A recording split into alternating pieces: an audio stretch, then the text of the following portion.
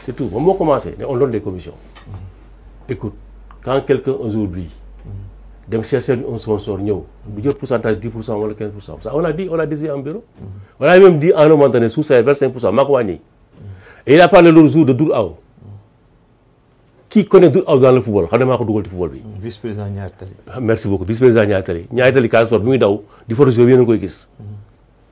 Mais Dourao, il avait commencé un contrat avec une commission de 25% sous serre. Mais parce que on va croire que notre commission. C'est trop. Parce que moi, j'ai une entreprise. Je travaille avec des commerciaux, je les paye. J'ai dit qu'aujourd'hui, moi, je ne dépense pas 15%. Et j'ai tout fait, Dourao était à 15% du contrat avec l'ONAS. Je me suis dit, c'est discussion, c'est un problème avec moi. Aujourd'hui, je sais quelqu'un il est, extra. Je sais que Dourao, c'est mon racle, c'est mon nid. Donc, vous savez que la commission mais la commission et ensuite, le bureau a entraîné, le conseil d'administration est d'accord sur ça. Ben, il a dit qu'aujourd'hui qu'il me respecte à cause de mon grand frère. Moi, je le respecte à cause de son père, qui était trésorier à la Ligue régionale de Dakar. Quand on a dit nous aussi, nous avons débalé. Mais nous avons dit que nous avons fait. Donc, le déballage, moi, commencé à faire. Mais les gens qui vice-président là, qui n'est ce rôle, ne m'ont pas dit parce que moi, c'est pas aussi intéressant pour ça. Beaucoup de débats sur moi. Mais lui, moi, les ne coupe que quand Augustin. Moi, je viens d'une tournée. Ce qui se passe à la Ligue sénégalaise de football professionnel, ça ne me plaît pas. C'est-à-dire Pape Sidi là, on est on a travaillé ensemble. Pape Sidi, je ne l'ai pas bien payé. Pape Sidi n'est pas là pour être payé. Mais si j'avais pris un administrateur, je vais faire le bari. Mais pour écrire de l'argent, parce que je n'ai pas de l'argent, l'argent, moi, je ne Pape Sidi. Mais je le avec conviction. Mais nous, on le fait. Donc, il est. Maintenant, il y a des charges, au niveau de la direction, avec des problèmes de téléphone et des problèmes de trucs. C'est tout. Donc, si vous avez doo commencé dara après xëy ne noo koy tëgg élection yi moom moo ciy wax noonu hier on s'est rencontré peut-être loolu la bëgg a wax moom moo ko indi woon su ko bëgg indi woon man dama ko wax. Vous vous êtes rencontrés hier? Oui, on s'est rencontré hier. C'est pas d'aller dans un cas ou bien on s'est rencontré hier bi Jamil mu ngi taxaw vers 2h du matin ba 4h du matin moom Jamil wax na ko sax jusqu'à 4h du matin. Je n'étais pas d'accord sur certaines choses. Peut-être que moom mooy devenir sama intention. Ah, carrément, moi, 4 heures du matin, voilà. Mais donc, on s'est rencontré. Mais moi, il est rencontre, oui. Vous vous êtes rencontré. Président, moi, vendre la mèche. D'accord, président, quand vous dites vous êtes rencontré, moi, quand vous êtes Babacar. Non, attends, Pape Sidi, président Jamil. C'est pas parce qu'on dit rien qu'on connaît rien. Laissez président. Attends, non, Pape Sidi, pour parler de Jamil Pape Sidi, laissez le président Djibril Wade dérouler. Président Djibril, commencé en disant vous vous êtes rencontrés. On s'est rencontrés. Le camp de Madi et le camp de Augustin Senghor. Hier. Ouais, hier. À 2h du matin. À 2h du matin. Où? Au siège de Tenguy FC. D'accord. Ok, d'accord. Ok. On a posé le problème. Je n'ai pas besoin de revenir sur tout. Quel problème, président? Pour nous, parce que dem ngeen bardaje am nga lu fa jóg. Bah non. Ba wax am ñi ba njortu ñu ne day dem fek dem feulé. Qu'est-ce qui c'est réellement passé? Ce qui est important et la conclusion que j'en tire, c'est ça qui est important pour moi. D'accord. Parce que je disais tantôt que Mang Diakaloni et Pape Sidi. Normalement, le travail qu'on a fait, il a accepté tout de suite qu'on a travaillé en collégialité. Absolument. Demain, je vais voter. Oui. Est-ce qu'il va voter pour moi? Beaucoup de camps. Mais il faut vous d'accord. Attends, président. Président, d'accord. Bon, lui, je vais faire. Nous avons voté Manko. Je suis dox, je suis développé.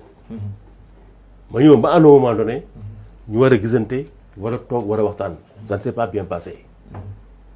Mais si nous avons sunu camp, nous avons wax. Yow nga wax fi légui sa introduction. Mam Adama moo ne qu'il désiste à mon profit. Parce que moo tax ñëwul toog fi. Il n'a pas désisté. Effectivement, il a désisté, mais il n'a pas désisté à mon profit. C'est-à-dire? Il a désisté au profit de Babacar Ndiaye. Ah bon? Ah oui, c'est la réalité. Kon Mam Adama roule pour Babacar Ndiaye. De toute façon, ce désistement-là, ça ne s'est pas fait à mon profit. Parce que d'abord, ce désistement ne devait même pas exister. Il ne devait même pas être candidat. C'est le président de la Ligue de Fatick. C'est un des supporters d'Augustin, sinon le premier, sinon le deuxième. Il est très collé à Augustin Senghor. Oui. Si Augustin demain doit aller la fédération, et la Ligue apporter la Ligue régionale de Louga doit apporter de Fatick doit apporter plus. Mam Adam bàyyi fa loolu. Nekkul candidat ñoo di candidat à la Ligue professionnelle mais loolu xel nangu ko sax. loolu xel nangu ko après ñu gagné ko ñu gagné partem. waaw léegi ñu di candidat à la Ligue professionnelle y a pas de problème sur ça ñun ñu daje entre ñun. mënuñu régler suñu problème entre man ak Maam Adama. entre yéen mooy camp Augustin. waaw entre man mënuñu ko régler. boobu ak ñoom Madi ñu ñëw léegi devant Jamil. devant Madi devant truc pour régler problème bu Maam Adama Djibi Wade Babacar Ndiaye loolu mën a nekk. si pas régler un problème. régler leen seen boss ba pare. soo ko ñëw jàkkaarloo parce que nous sommes deux. oui 2 c'est l'intimité. effectivement 1 c'est la solitude. effectivement 3 c'est la foule. mais si pas régler un problème intime, pas régler un problème de foule. Et après, qu'est-ce qui s'est passé lors de la réunion nocturne? Bon, rien ne s'est passé. Moi, j'en ai tiré une conclusion. C'est quoi la conclusion? De me retirer son candidature. Ah, ça, c'était une déclaration forte. Voilà. Donc, à Mounen Diapni, Djibril Wade retire une candidature à la Ligue de football professionnel. Parce qu'aujourd'hui, nous me dirigeons pendant 4 ans. Nous avons bien travaillé. Qui a fait. Je continue encore, c'est ma candidature de jeûner. Mais écoute, mais ça les jeunes, ils ne le disent pas. Mon état, ça les jeunes. Il y a d'autres, ça les jeunes. Ça l'arrête, ça ne gêne pas mon lot. Mais vous retirez votre candidature au profit de qui? Je le retire. Parce que Mme Adam retire au profit de Djibril Wade. nee na daanaka Djibril Wade la bàyyi mu jiitu loolu mooy yokk tax mënu ñëw toog fi moom ko wax au téléphone. moo tax ñëwul pour ñu leeral la téléspectateur yi. yow léegi nee nga yaa ngi désister. waaye léegi da ngay désister pour jàppale kan. écoute jàppale gu ma kenn mais ce qui est sûr ba sûr tu as constaté que man Babacar Ndiaye on s'entend pas et on s'est jamais entendu pendant 4 ans. ñaari candidat fi am de Babacar Ndiaye Ablaye Sow. On ne s'est pas entendu pendant 4 ans. Et on peut s'entendre aujourd'hui. C'est la vérité. Mais vous n'êtes pas dans le même camp, vous allez vers une élection. Non. Attends, président Djibril, yow laa ñëw jox kàddu gi léegi nii. Président Djibril, wax nga léegi nee nga daanaka y aura 2 candidats demain. Kon c'est clair qu'il y aura 2 candidats au lieu de 4. Des sports, président Djibril Wade nee na que ni il se retire, il désiste, nekkatul candidat. ñaara des Djibril Wade kii des Babacar Ndiaye ak Abdoulaye Sow. yow nga ne munoo far ak kan ci ñoom ñaar. Je dis aujourd'hui suma camp bi doon discuter ak Babacar Ndiaye. man maa Babacar Ndiaye li fi xew léegi rek war na ne qu'on s'entend pas. Donc c'est évident aujourd'hui. J'ai pas besoin de dire ça. Les Sénégalais le savent que on s'entend pas. Pendant 4 ans, on s'est pas entendu. Dans ce football-là, amul kenn ku mu ci attaqué ku dul moom. Donc c'est pas aujourd'hui, au cours des élections, que l'on entend. Mais c'est pas ça qui est important. Ce qui est important, moi, demain, si on s'entendait même, man ma war a ñëw. war ko voter moom te nekkul ci man du ma ko def. Je ne le fais pas. Maintenant, il y a des choses, soit je vote, soit je ne vote pas. Mais aujourd'hui, je dis une chose, je n'ai pas voté pour lui. Tu ne vas pas voter pour lui? Voilà, maintenant, quand il dit que je lui avais demandé, le double il y a 4 ans, c'était un autre contexte. On a public. C'était un autre schéma. Il y a ça, il y a une situation. Il y a une situation. Voilà le problème. Il y a aussi une situation qui se passe aujourd'hui. Mme Adam Ndour, il n'est pas là. Mais depuis hier, je savais que lui, là, qu'il n'était pas prêt à voter pour moi, alors qu'on était dans le même camp. Donc aujourd'hui, si je n'ai pas aujourd'hui faire voter les gens qui m'entourent, je ne vais pas voter Pape Sidi, qui est parti, je ne vais pas faire voter Momorlo, je ne vais pas faire voter tous mes vice-présidents. Et je ne vais pas faire voter aujourd'hui Mme Adam Ndour avec qui je suis dans le même camp. Voilà, je suis avec Babacar Ndiaye. Mais pourquoi me toque de créer un problème, de gêner Nini? C'est pas la peine. le manque là bi mën a wuti.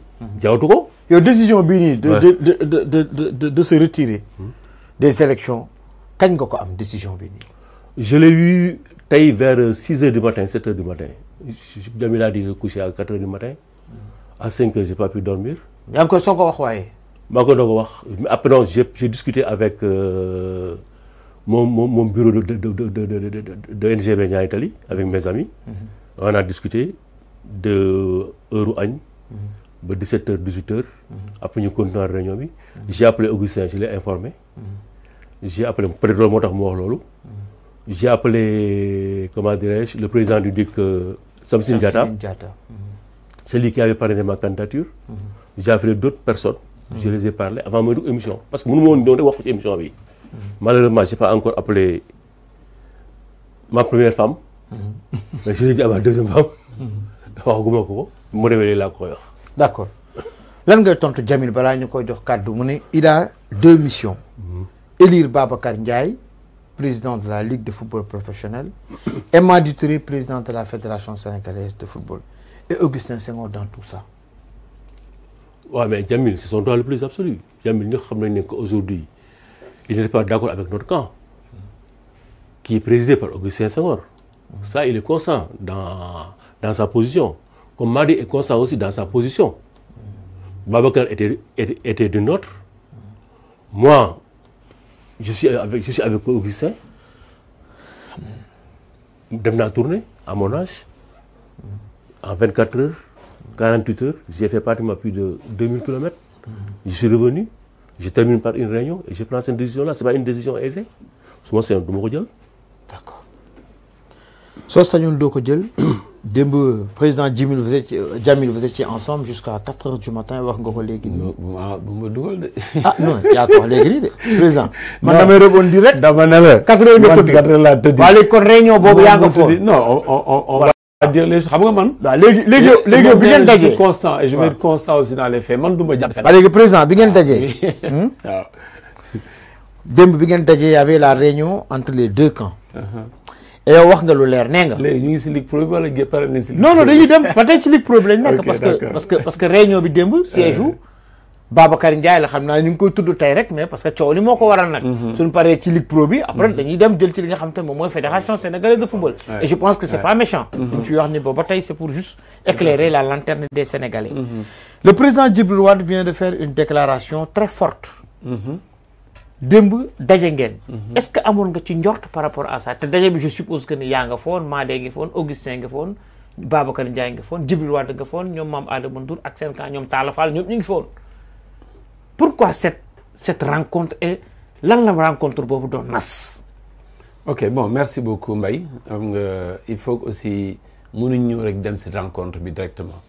Parce que gis nga Babacar loko mëna waxal xamna liggéeyam té Babacar il peut être très ban mot la mëna utiliser parce que bi mu waxé sank tout à l'heure je me suis dit que Babacar ne parle pas dans le vent.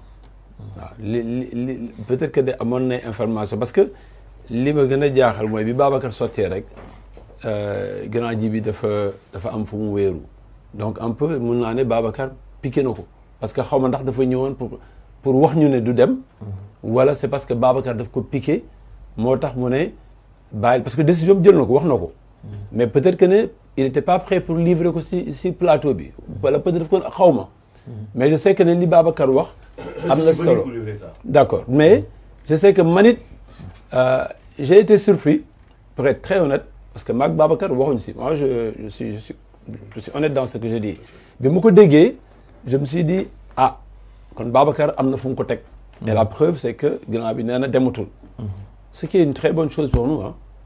Donc, c'est-à-dire pour élection bi il y a 2 candidats ñu dem tête à tête ak Ablaye Sow et c'est très bien pour nous. D'accord. Ça c'est très bien pour nous. Mais bu subaa nag ñu dóorante ay coon ci ñu rek Ablaye Sow. loolu ça nous arrange. Donc dañ koy remercier mu faciliter ñu loolu pour ñu mën a dem teg loxo si ligue professionnelle bi changer ko ba ce football local là mën a changer. footballeurs yi di dawal di garer oto entraîneur dawal di dem entraînement di gaare auto football bi gën a yànj loolu lañ si duggee liggéey bu mu commencé woon ñu mun ko continuer parce que on peut le critiquer sur beaucoup de choses mais on peut mën nañ ko nangul aussi li nga xam ne def na ko fa et je pensais que tout à l'heure aussi bi ma kii di wax ne dama déconnecté j'ai jamais été déconnecté ce que je veux pour les footballeurs mooy